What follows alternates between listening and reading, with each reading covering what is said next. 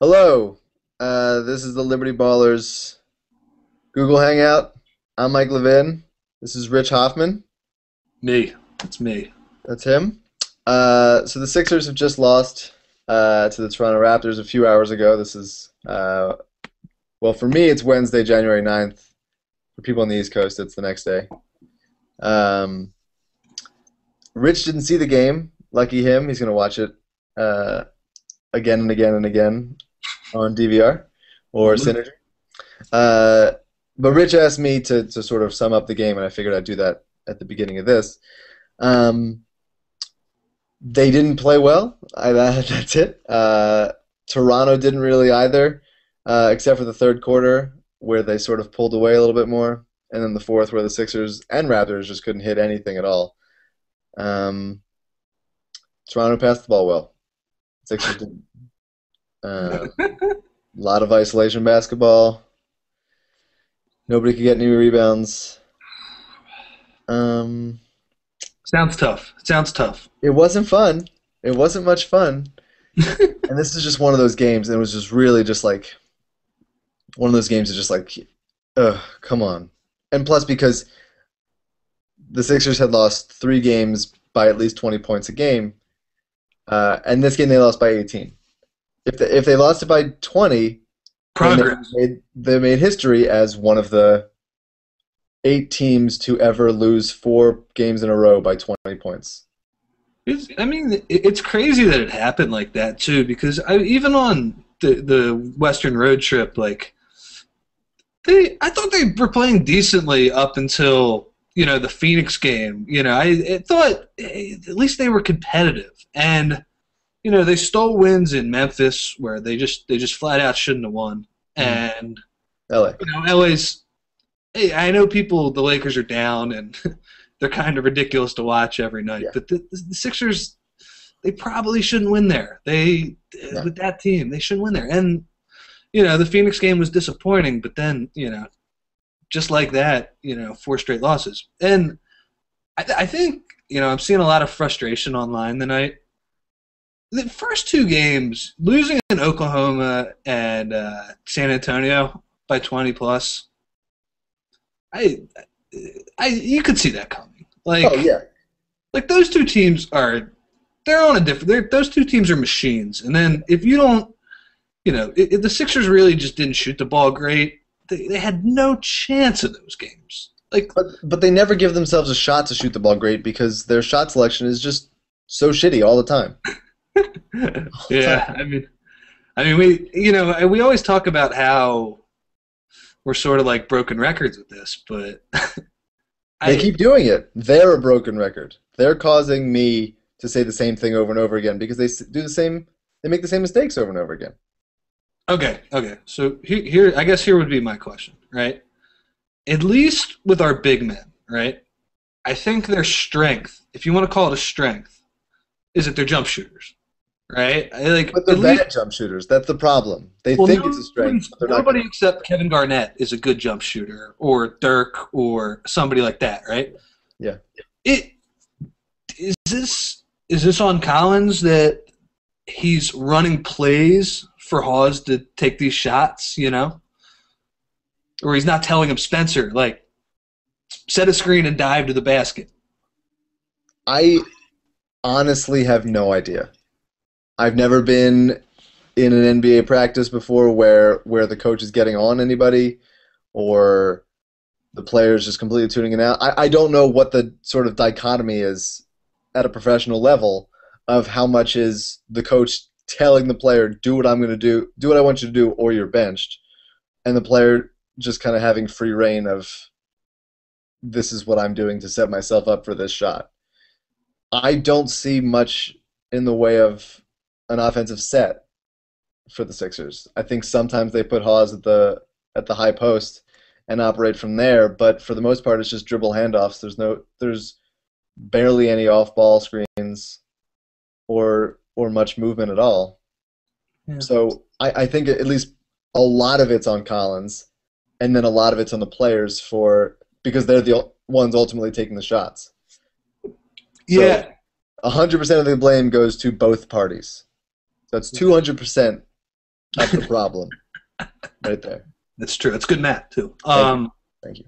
I would say I agree a little bit. I do see sets, but I think a lot of the problem is that they're running sets, even when they're good ones, in my opinion, that would, you need better talent to run these sets. I think, like, Oklahoma City does not run a great offense, but it's gotten to the point where they've kind of perfected the simple things, the pin down for Durant, the drag screen for Westbrook. The Sixers, I would think, need to run something where all five players are doing something at the same time. Sort of like San Antonio, and it's obviously easier said than done. San Antonio has a lot of great players too, but when they run stuff, it seems like two guys are doing something and three guys on the other side are sort of waiting for something to happen. And most of the time the two guys are doing pick and roll, which ends up being don't pick the guy at all. Like just allergic to setting a screen. Well, Hawes is the best with that. Hawes, he doesn't even wait for the guy to get there before he ends up running for a flare screen to the corner. It does frustrate me though. I have seen this over the last couple of games. Hawes is set, like for the first time in my 3 years watching him, has set, I would say, won a game, like the last 3 games, has set a legitimately good screen and been rewarded every time. Last night against the Nets in the first half, he set a screen where he laid the lumber, I think, on Darren Williams, I think it was, with Drew. And, I mean, he can't really lay the lumber because he's doughy and he's fat, but he's a big boy, right? He's 7 foot tall. Yeah, like for most guards, like even though he's pretty weak, like that's got to be frightening. They're gonna feel it. They're gonna feel it when he hits him. He hit the guy with the screen, right? Drew went around, and because the guy stuck to the screen, Williams, he got him sealed right there. The big had to help. Hawes rolled really hard to the basket, and he got fouled, which there was no way he was not going to get fouled on it. Yeah, he got fouled, and of course he missed the 2 free throws. But it was really good to see, and it's just a bummer. When you see that. Obviously you're not going to take the pick and pop out of his game, but could he do that 4 times a game? And maybe get fouled twice, and maybe the other times his rolling will set up maybe like a skip pass to the other side or something like that. It's just tough, the repetition that the flares come with in the shot selection. And that's ultimately what we're talking about. It's a choice made either by him or Collins or both, that most of the time he's not going to set a hard screen. He's going to flare out and open himself out. And whether or not that's because Collins wants either Drew or Evan, who's usually using the pick and roll, whether he wants them going to the basket, which is I'd be fine with, but they're not going to the basket. They're as you always say, going east-west. Yep. And that especially Turner. Yeah. And that just takes, it takes time off the shot clock, and it takes momentum away. There's no value to the pick if you're not going to use the pick. What's it there for? It's just wasting time. Yeah, it's like they're just running through the screen just to run through it and just say we're running pick and roll. And that's what I was telling you. With synergy, if anybody quotes with what Evan Turner does on the pick and roll, it's useless. The amount of times he just, at least the fan version of synergy, the amount of times that he just runs through a screen and they get nothing and they just have to start with an ISO over again. That's not quantified on that. And no. It's a bummer. I will say something though, as far as the bigs go, I just think, I do think that they're so, I think Lavoie is underrated. That he doesn't take many shots inside of 18 feet. His long twos are so long too. Sometimes you wish hey, Lavoie, how about you take a 10-foot jump shot instead of a... He had he posted up today, I think he's posting up at Davis, I think, or Amir Johnson. And they set him up inside, and he turned around and put a baby hook immediately in. It was probably 5 or 6 feet. That was glorious. It was beautiful. and he's never going to do that again in his whole career because he's just going to be circling 19 feet, 19 feet around. And that's the thing too. Like he's strong as a bull. Yeah. I know he's not the biggest guy in the world, but like, And he's not super physical unless he really wants to be. yeah, that's true. He's lazy. I mean, they put it out there like he's lazy, but yeah, that's a problem. I would say though, like, with people like with the ongoing, beat your head in the wall debate about the shot selection and whether it's the talent or the coaching. Mm-hmm. I would say that with some players like the bigs that you can't take a ton out. You can't completely cut the fact that they're not very athletic out of the game. Sure. And even with Turner, but like, do you remember like 2 years ago? I think it was the first time. It was Collins' first year. They used to run plays for Thad, like when they were struggling, and they'd run an ISO for him at the foul line, and he'd score like every time. I don't even see that this year. Like, Thad'll take it to the basket when he can, but I feel like they don't run enough plays for him even. They always said that Thad was like, never have to run and play for him. He's so effective. He'd never get played for. That's the thing that they say. It's sort of like, like Reggie Williams has never seen a shot he didn't like, that kind of thing. And Reggie Williams, huh? I like bringing up VMI at every possible turn. I do too. Yeah. Now you got me thinking about Reggie Williams. But he's good enough, especially now. And you didn't see the game tonight. I'm going to repeat that like millions of times because you're so lucky to have not seen the game tonight. But Thad was the only one that would consistently go to the basket. And he did, and he got there. He's almost always a matchup problem because he's, at this point in his career, strong enough. Now, he doesn't have the handle that we would like him to have, but he's strong enough, and, he can take one or two dribbles and then have the, like, awkward lefty runner that shouldn't go in because he doesn't have much in the way of, like, touch. But he gives it a chance, and then it bounces around, and sometimes it goes in. So he's the guy that plays should be run for. He should just turn around, face up, and just go to the basket. Thad. That's a good point. You just should run plays for him. And I think it's interesting too. Like, if you want to bring up like the core three players, like Thad doesn't draw fouls, but that doesn't mean he can't get to the basket and shoot a pretty decent percentage there. Yeah. Like he's crafty, and like you said too, like I would like to see more plays. The foul line, just one dribble. He's got that quick first step. Absolutely. Long strides. He'll throw it around. He only goes left. I mean, especially today, there was one play where he just all he had to do was like lay it up with his right hand. I can't. And he just didn't do it. Like he couldn't. He was just like, I have to go left. I have to go left. I have to go left. And to the point where he like spun around so he could like lay it up with his left again. But did he put it in? I don't think that time. I think he got fouled actually. But most times that he can. It's just the thing with lefties is just like it's ridiculous. But They're so lefty. They can always, huh? They're like so lefty. There's no one that's like kind of lefty. Like I'm a little lefty. Like they're like very lefty, and that is like excessively lefty. Yeah. All right, and I think that's a pretty good segue because talk about that. People are talking about the effort that this team plays with. Like okay, so like I guess your core three players, right? Thad Young, guy plays his ass off every night. Yeah.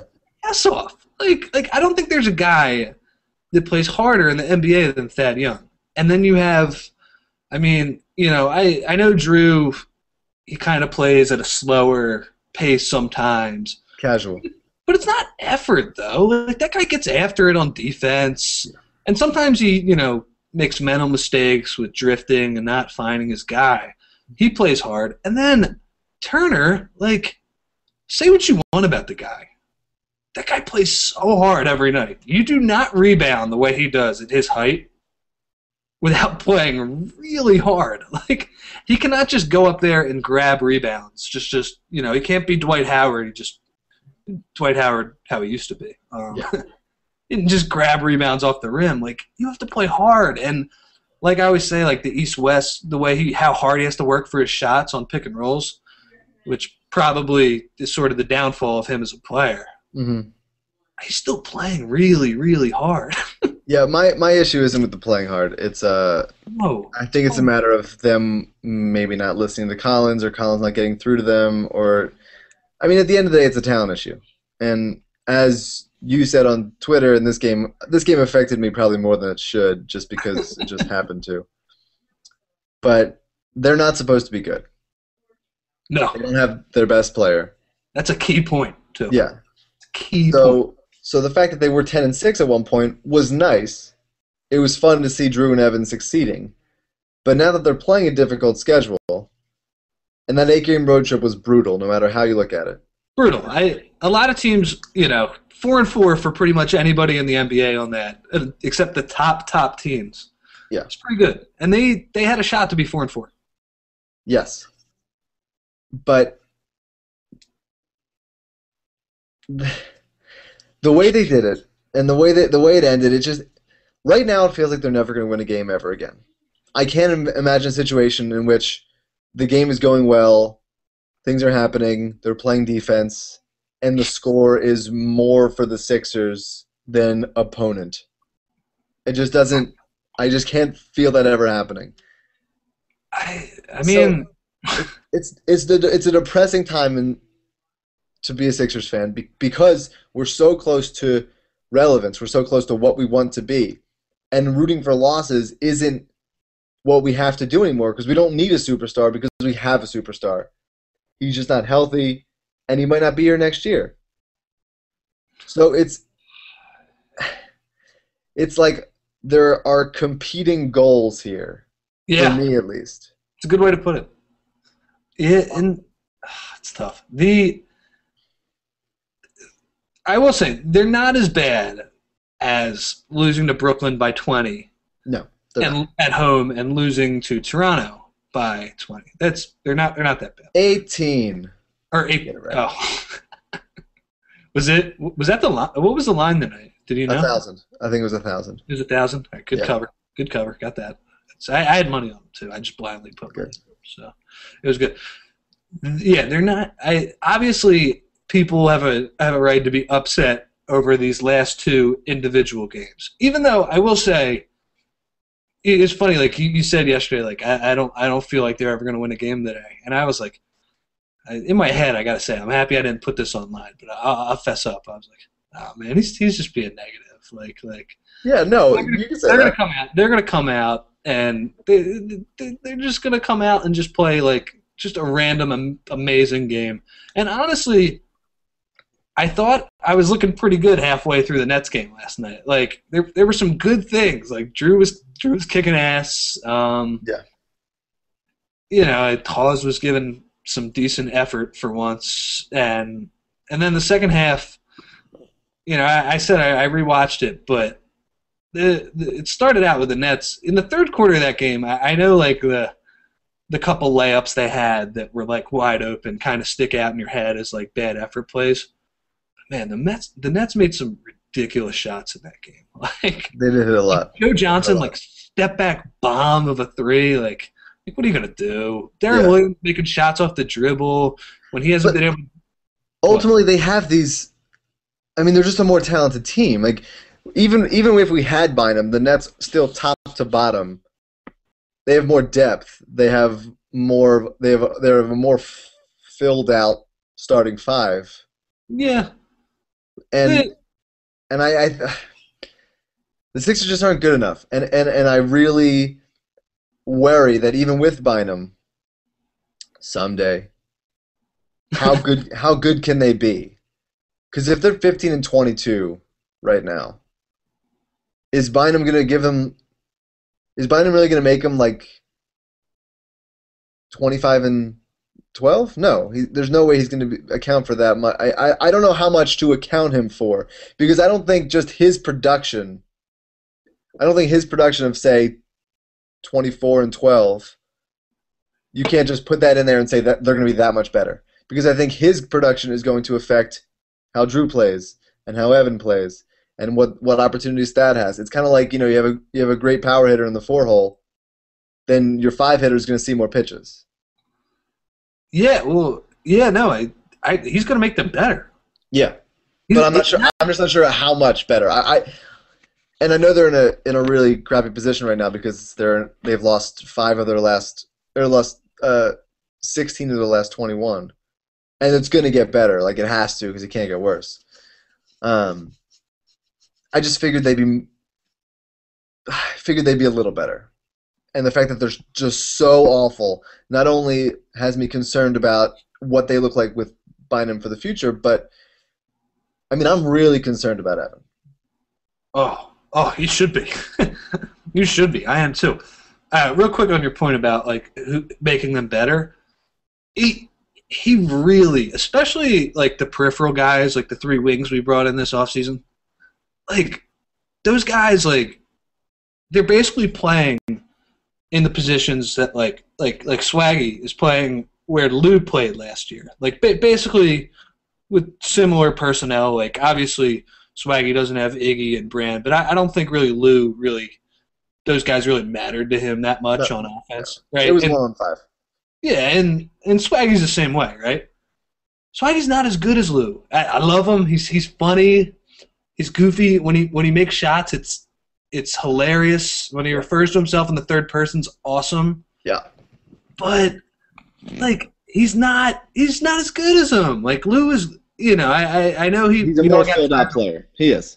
Lou is just smarter. Like he draws fouls. He makes threes. He can actually pass the ball from time to time, even though he didn't do it as much, I thought, as I liked. But with Bynum, Swaggy becomes a spot-up shooter. Yeah, and that's a big deal. And same thing with Jay Rich, same thing with Darrell. Without him, those guys are having to create off the dribble. Like it's just lots of pump fakes. Not working out so well. Everybody got tired of Dre, his one-on-one game and stuff like that. But good Lord, like at least he could create one of his crappy step backs and it would go in sometimes. Like Darrell, it's a struggle to get a shot. And they thought, obviously not when they signed Darrell, but going into the season, they thought, oh, this guy's going to play with Bynum, and Bynum's going to command a double team, and if they double him, they're going to kick it out, and these guys are going to shoot wide open threes, and they're good at wide open threes, Yeah. So that's a bummer. I think you have being worried about Evan is, you look at his numbers, even before he kind of started struggling here. I mean, not kind of, like really started struggling. Even before he struggled, like I think Derek put it on Twitter or something like that, but it kind of summed up my thoughts where he was just like, man, like I thought he was playing better than what his numbers showed. Yeah. And it's just a lot of shots to get a lot of points. Or not that many points, Yeah, but I mean, I think because his role has increased, to assume that he'd get more efficient with more time on the court and more responsibility, I think is kind of, I don't want to say naive, but it's hard to expect that, okay, you've been bad the first 2 seasons of your career. Now we're going to give you a lot more responsibility and expect you to score more efficiently. And I think because he's opened up his three-point shot, that's huge. And I think that once Bynum gets back, I'm going to say that again and again, then he'll be counted on for less, and they won't have to focus on him so much. There'll be more lanes. He has to work on, I'm not worried about the numbers, and I'm a big numbers guy, but with Evan, I'm not worried about the numbers. I'm worried about how he philosophically approaches the game. And for the most part, he doesn't get his within the offense, and I've been worried about that for a long time, and it's been better this year because a great point of the three-point shot. But when he gets the ball, I'm putting my head down, I'm going to beat my man one-on-one, or I'm going to pull up for a jumper that I probably shouldn't be taking anyway. He doesn't lift his head up to find his teammates. He's a good passer when he wants to be, but he's got to. It's a great point. Ball just doesn't work out. It's just he's not athletic enough to just beat his man one-on-one every time. He has to pick his spots, and he doesn't enough. And I'm worried that he'll never get to that point, even with Bynum here. it's a great point that he doesn't get his shots with the offense. Like, think about like this. Like, how many times does he come down the court, right? Like, back his man down, and even get like that's like what he's getting his better looks. Kind of like backs his man down, Spin gets baseline like corner. yeah, gets a baseline corner, or maybe he gets a he spins into the lane and gets like a 10-footer. It doesn't really feel like there's a lot. There's not a lot that could happen off that. No, there's nothing. And you know what? I mean, it's funny. Like when I was saying like we thought he was playing better than like what his numbers said. He's done some positive things this year. Like Yes. I wrote like at the beginning of the year when I did the posts, I think about like the 4-round-1 offense kind of like I said like I don't know how this guy fits because he didn't show his first 2 years he was shooting like 15 footers and people were playing 80 feet off him and he wasn't making that many and the offense kind of bogged down. Now that he can make threes I mean I can't even it's the weirdest thing ever that he's a good Yeah. 3-point shooter now. It's bizarre. And he talks about how he doesn't practice them or whatever. I hope he realizes that practicing your form helps everywhere. Yeah. Not just practicing them. That's positive. I have no concerns about him being able to play with Bynum in the right offense where they're throwing the ball to Bynum, and if Bynum kicks it out to Evan for a corner three, like he's shown that he can make that at a pretty high rate, and that's But this is the issue is that at this point, and we have no idea what Doug and Michael Curry and Aaron McKee and everybody will draw up once Bynum gets back. But at this point, I have no faith in Doug making any semblance of an offense because he doesn't have one. There's nothing there. He's not using his guys to the best of their abilities, and they're not very high abilities, but based on what is efficient and what works. I mean, Marcus Morris and Chandler Parsons are getting great shots in Houston. Yeah, they are. And they're not exactly, I mean, they're more athletic than most of the guys in the Sixers, but it's not like they're elite talents. It's just a situation where their abilities are being maximized in the right situation. And currently with the Sixers, nobody's abilities are being maximized right now. Yeah, and it's like an interesting like a little thing. Like remember like the preseason when they were just running and taking transition threes and stuff like that. And I know people are worried like that they won't get fouled if they shoot a lot of transition threes. Like they play at this damn freaking crawl of a pace. Like So slow. the preseason, obviously, Jeff Green is the greatest preseason player ever. Like it's not that big of a deal. The preseason, Malik Wade's just, I mean, he's Bob Cousy out there. He's just doing whatever he wanted, and that's a good cross race reference there too. Yeah, I'm proud of it. Yeah, thanks. I had to. He, it's there if they can get stops, which is a problem. They can. And yeah, that's one thing. But I think real quick back to Turner too. Can we say that we kind of drafted him as Ohio State Turner, right? And I think it's a reasonable point where even when you're still rooting for him and you want him to be a guy going forward on this team, that we realize that he cannot be Ohio State Turner. Never. In the NBA. Because I don't know. The Big Ten's pretty good at college basketball this year, but it just didn't translate. Like it wasn't that easy, and he was in a good situation too because his team he had a lot of shooters and good players that could space the floor for him to drive and stuff like that. But I guess now he can be one of those guys on a good team, one of those peripheral guys that he had at Ohio State, like a Diebler or somebody like that. I'm a little worried about his defense, though, I got to say. People talked about at the beginning of the year, oh, well, he can do a decent job of what Dre did. He's not very smart people, mind you, but he's like a much worse defender than Iguodala. Well, he's one of the best defenders of the last 20 years. Yeah, that's true.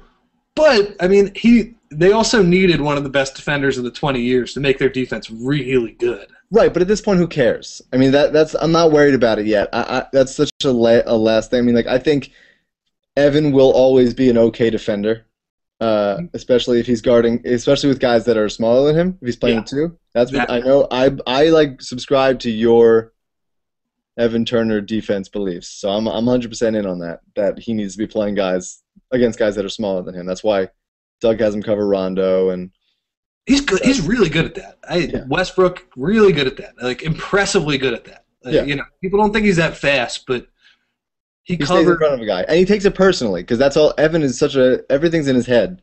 I So know. especially when it's bigger, when it's guys that he can match up with physically, not like Gerald Wallace will beat him every time, Yeah, but smaller guys that he can at least physically match up with, he takes it personally and he does everything he can to get in their way, basically.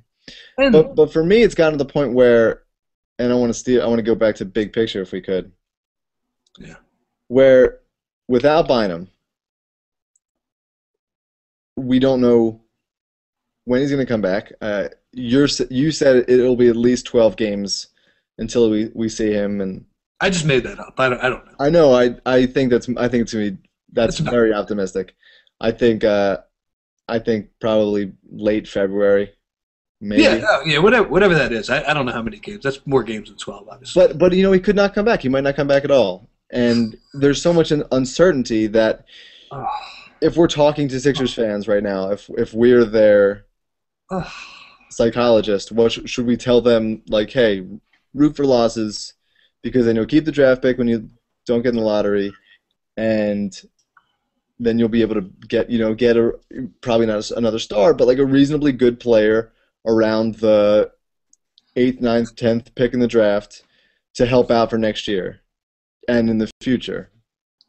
Um, Or do we want them to play as root for wins and get in the playoffs by the skin of their teeth once Bynum gets back? Because you don't know where he's going to be. I mean, what I want is any situation that lets us sign Bynum for the next 4 or 5 years. But I don't know what situation that is. I don't know if we're more likely to do that if we get in the lottery, if we make the playoffs with him, if he's okay, if he's average, if he's so good that some people want to give him a max contract and the Sixers don't think he's ready for that. I just want them to sign him. Any situation that I want to fast forward to then. So I don't know how to handle now because I don't know what will get us to then.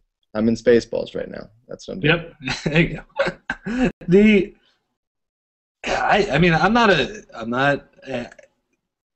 not the psychologist that people want, but I I think if they want to sign Bynum, and I think he's going to command a lot of money. Like if it's not the max, I'm not like a numbers guy by like a cap guy or Yeah. like can speculate what he'll get, but it's going to be a lot. Somebody unless he like plays this year and like really injures himself again or something like that. There's so many teams in the Sixers position where you just have to take a risk. They can't lure big time free agents. If they're not Miami or Los Angeles or New York, maybe that somebody's going to take a risk on them. And I think Bynum would, if the Sixers would match whatever offer he would get. I'm right now operating under the belief that he will come back here.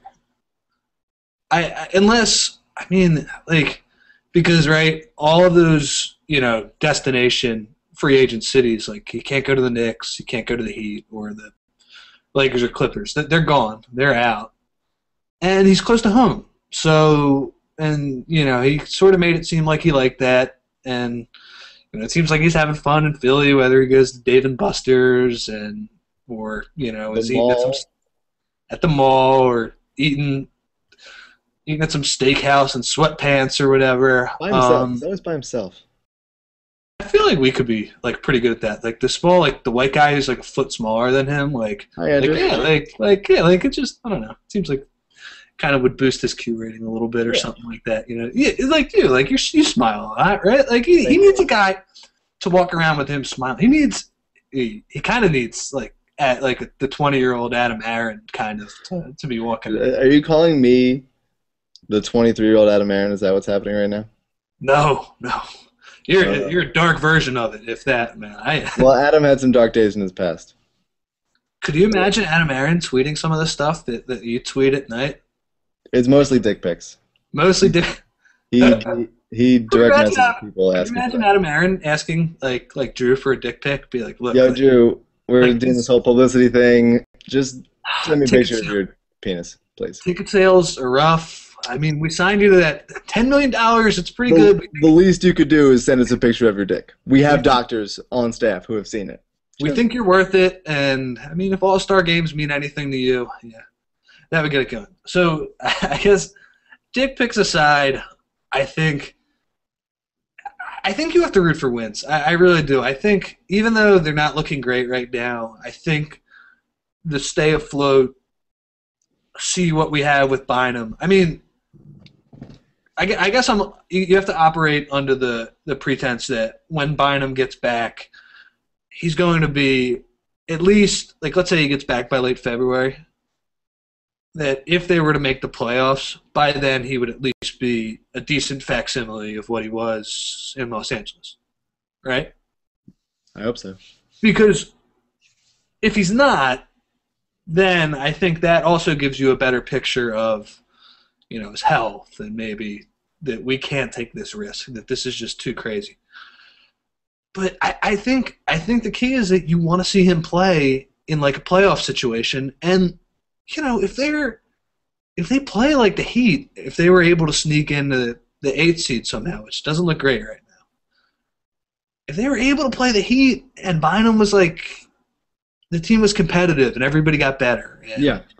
Jay Rich and Darrell and Swaggy were hitting threes. And I'd love it. And Collins was able to work. The other thing you'd need to see, too, is could Collins really, sort of the way he played with Dre, as that, like, Darrell Revis type guy, it would be a different type of guy that you'd build your defense around, like a shot blocker, rebounder. But see if he could do that. Because while, like, you have concerns about whether Doug could, you know, work an offense around him, which I do, too, because his offense has been horrible since we've been here. Forever. I do have confidence in that he could probably do something with Bynum on defense. Like, I think they would make a legitimate leap. Like, he'd say, we have a guy who's above average in these two things, and that's enough for me to at least, you know, funnel him close to the top 10 in defense, which would be a little bit of a step up from where they are. Yeah, I'm saying that if he's back and healthy, I want them to make the playoffs, because I would love to see Bynum and Drew and Evan and Thad in a playoff series, because I don't think anyone in the East wants to see that. I mean, Bynum, when healthy, is at least the second best center in the league, offensively especially. And I think when he's going to be counted on for more, I think he'll step up defensively as well. Yeah, he's just been on pick and rolls, but I mean, like the shot blocking and rebounding stuff's great. He's right there. Yeah, I mean, you just have Thad on pick and rolls. Thad's one of the best pick and roll defenders in the league. They fit really well together. They would fit really well. I am 100% in belief that that'll be great, and I'm excited about that because I didn't like Thad on the team initially. But if, the thing is, that's why I'm so at odds with where the Sixers are, because if Bynum's healthy, I want them to make the playoffs. I want them to win. But we don't know. I mean, we just don't know. So if he's not going to be healthy, then I want them to lose, because I want the draft pick this year so we can have another. The cynic in me wants to say Arnett Moultrie to sit on the bench and play in the D-League, but the optimist in me has another guy that can contribute and become an integral part of the team going forward. Okay. Well, I would say this, right? Are you operating under the assumption that, like, let's say you're saying that Bynum won't play, like, if Bynum won't play the next year, that you want to re-sign him next year? Wait. You're saying, okay, I want to, like, if you want to root for losses, if Bynum doesn't play, you know, if he's not playing this year or he doesn't come to the very end, like you're operating under the assumption that like we want the better draft pick so he can play with Bynum next year. Either way, I think I want the better draft pick regardless. Yeah, but it's interesting. Like if they just start from scratch next year, and Bynum just for whatever reason proves that he's just gone. They just started. Completely started. He's just gone. I don't know a ton, but this draft apparently it's not very good. There's definitely no lot of big men though, and a lot of shooting guards, which is kind of where the Sixers need to be. Yeah, I like that Ben McLemore guy from. He hit a hell of a shot tonight. Yeah, I heard about it. I got to see maybe. But that's the problem. The problem with me, or with where I'm thinking of the Sixers is, I love what the owners have done. I will forever give them all the credit in the world for. People will say the Bynum trade fell into their laps. I don't agree with that. I think they had to go out there and really get after it, and the fact that they were willing to completely dismantle a team that was really, really close, however fluky, to getting to the Eastern Conference Finals is a big deal. But they weren't. I respect the crap out of it. That they weren't fooled that last year. Yeah, it's great. Good, yeah. Like that's fantastic. We are 100% in support of that. I agree. But now it's like, I mean, I agree with them so much philosophically, but we're just not there because we don't know what happens with Bynum. And I deal more in absolutes because I'm a Sith, and also because I really just want a championship. I don't care about anything else. I don't care about fielding a fun product. I think winning a championship is fun and ticket sales and all that good stuff. All I want is a championship, and everything should be towards getting a championship. So if they're not going to get one, I don't care. But they did it. They're right there. Like they did everything I'm asking for, and he's just not healthy, and we don't know if he's going to be healthy. So, but I can't tell them. I can't tell them as a non-business person, you have to sign this guy that might not play this year to 5 years and $100 million because he can get us a championship someday. But it's their money. And I don't think I'll be able to blame them for not doing that just because it's their money. I mean, it's not mine. Well, and it won't be about money. Like as much as I think it's about commitment. It's about like commitment and being stuck in a hole with him, basically. As much as like I get on, Aaron for these, these hokey tweets when they suck, and the whole laser, making or not laser. They basically make it seem like the light show is a laser show or something like that, like something crazy. The whole focus on in-game presentation. As much as I get on them for that, like these guys give a shit, and that's big. Like the last ownership, they did spend money, but they didn't care. No. And it's just refreshing to have guys that care because, it's horrible what happened. What happened in Sacramento today? It's just it's the worst. It's those guys. These owners are greedy, and obviously in Philly, it's not like there'd be any scenario really that the team would move because it's just too big of a market. But it's also good to have owners that care. I don't think that they're worried about the money, and I do like that they're not going to look at this as a business asset. I think they're just going to make it. They're just going to weigh risk, and they're going to see, is it worth it? I don't think it's going to be like, oh, we don't want to spend it because it's our money or whatever. I do think they genuinely care about trying to make the team better, and money's not the first priority, which is good. I mean, I think Josh Harris, I'm very happy with our owners. Yeah. And that said, I don't know. I don't know if you could sign him. I don't know if it's smart. The guy, and the problem is, too, he's not a guy like the last guy that we signed to a huge deal was Elton, obviously. It's a totally different scenario than that. Like, Elton came here, and he just wasn't that good anymore, Yeah. But he really gave his effort. He gave everything. You couldn't ask for any more of what he brought to the table from intangibles and leadership and stuff like that. Bynum's totally different. He's this, he's talented. We know he's in his prime. The guy is just great at scoring around the basket. Like, oh my God, I'm so bummed that I can't watch him just catch the ball from 5 feet and just literally just throw one up over his shoulder and just go. The first time I see that, there's going to need to be like an ambulance nearby, Some towels or some something. oxygen. Just seeing that in the Sixers uniform. And this is where we are. I mean, like we're so close. We're so close because people that are, I think, people that are knowledgeable about the Sixers and that are really serious about wanting to win a championship knew that this was the move, and they did it, and they pulled it off, and that's why we were all so excited back in August. And it's just so unfortunate, and I think that's why the Raptors lost tonight just got to me. I was just like bummed for just hours because they did everything right, and there's no one for me to blame aside from the circumstances that have Bynum injured. I can't blame anyone because I may have issues with Collins as a coach and his system and his rotations, and I may have issues with Drew as a player and Evan as a player and a lot of things.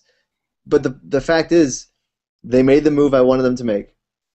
They got a franchise guy, and through no fault of really anyone, he's hurt, and they don't have him right now. It's even rougher too because he's so apathetic too. I mean, it was fun, like, to the whole rest of the nation with the hair and everything. It's funny. I like the hair too, but it's tough now when you see like he's just. It doesn't look like he gives a shit, and that might not be true. It might not be fair. I think it's just him. I love that because it's just him. He's just himself. He doesn't have to become like all these sort of cliches about giving 110%, helping out the ball club and stuff. He just plays basketball. He's not a firefighter. He's not a teacher. He's just a guy that plays basketball, and he happens to be very good at it. And we hope that he's healthy enough to play. I love that in a vacuum, but like when you attach it to the fact that it took him forever to get surgery, and the bowling thing. I mean, God, okay, God, I brought it up. I know you did. We gotta end this pretty soon. All right. Well, let's go to this. Under the assumption that Bynum comes back in a month and a half, how many games Sixers win this year? Right now, they're 15-22. How many games win this year? So do some math. We'll wait. All right. Well, nobody's watching anyway. Give me a sec. I'll just tell you they have to go. What? Okay, so we got to figure out a date, right? Like a date for when he comes back. Yeah, I'll give you some dates. Just ballpark it. He comes back February 21st. All right, February 21st. That means they will have 1, 2, 3, 4, 5, 6, 7, 8, 9, 10, 11, 12, 13, 14, 15, 16, 17, 18, 19, 20. This is riveting Google Hangouting. All right, I just stopped counting at some point. It's around like that. That gives them around like 30 games. 30. It looks in between 30 and 35. 30 sounds good. Like, I think they'll be good. I think like in those 30 games, depending on who they play. I mean, it seems like they have some. It seems like pretty Eastern heavy schedule.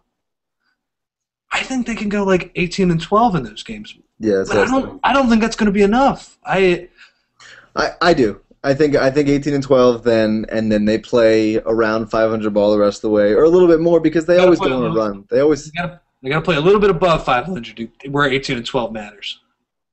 Right. Well, I mean, I think they're going to end up 41-41. I think the Sixers will have a Sixers season. I think that gets you in. I think that 500 gets you in to the playoffs. Okay, so they have to go 26. They have to go 26-19 the rest of the way to be 41-41. And I mean, it's just a matter of, it's funny. Like, obviously, it seems like they played horrible tonight. Last night wasn't good either. They did bounce back. Remember that Detroit game when Detroit got their first win? They just beat the hell out of them. Yeah, it was awful. They bounced back from that. Like they bounced back from that to play pretty decent ball, but it's just tough. Like they I know theoretically they're going to win more games this season, but if you watch tonight's game, it doesn't oh look like they're ever going to win a game again. They're going to go 0 and the rest of the franchise. yeah. I mean, and the thing is too, like they have a very home heavy schedule coming up. I think it's like 12 out of 13 or something like that. So I mean, I think they're going to be better just because they're going to be better. I mean, they're a mediocre team, so they have their up times and they have their down times, and they're because they're mediocre, it tends to be the down times tend to be worse, and the Yeah. sky is always falling, and And even the good times, like they it's feel like fake. it's like close losses against good teams, or like it is tough. Like beginning of the year, they're like they're probably still overachieving for the amount. Like Not 15 and 22 anymore. This isn't overachieving anymore. yeah, but they're like minus. Like there's teams below them who have better like point differentials. Like they won. Well, they have just lost 4 straight games by 18 points or more. Yeah, but it was kind of before that. I mean, obviously that helps, but the fact that it's even at that point is it's not a good sign. We'll see. I mean, I do think they'll turn it around somewhat, but I just don't. It's tough. I feel like they've won a ton of really close games when last year they were like abysmal in close Yeah, games. it has to even out eventually. It's I don't know. fluky. I think people start shooting better, and you can, if you tread water to like be a couple games under 500 when Bynum gets back, or maybe a couple more under 500, then you see what happens. And Yeah. I still think if I'm being talking it out, and there being distance between now and the Raptors game, the best thing for the franchise is for them to make the playoffs with Bynum playing. I agree. So that's what I want to happen. That's where we're at. If anyone watching can ensure that Bynum gets healthy and plays, we'd appreciate it. hmm So do your part. Free Boozy. Free Boosie. And it's a tough time to be a Sixers fan, but if you're hanging in with us, then we really do appreciate it. We hope it's more fun watching the Google Hangouts than watching the team play. It can't be any more fun. We are terribly inefficient Oh. at Google Hangout. We got to work on it. Too many long two comments. Just brutal. Far too many. Well, thank you very much, and go Sixers. Catch you. Go to bed.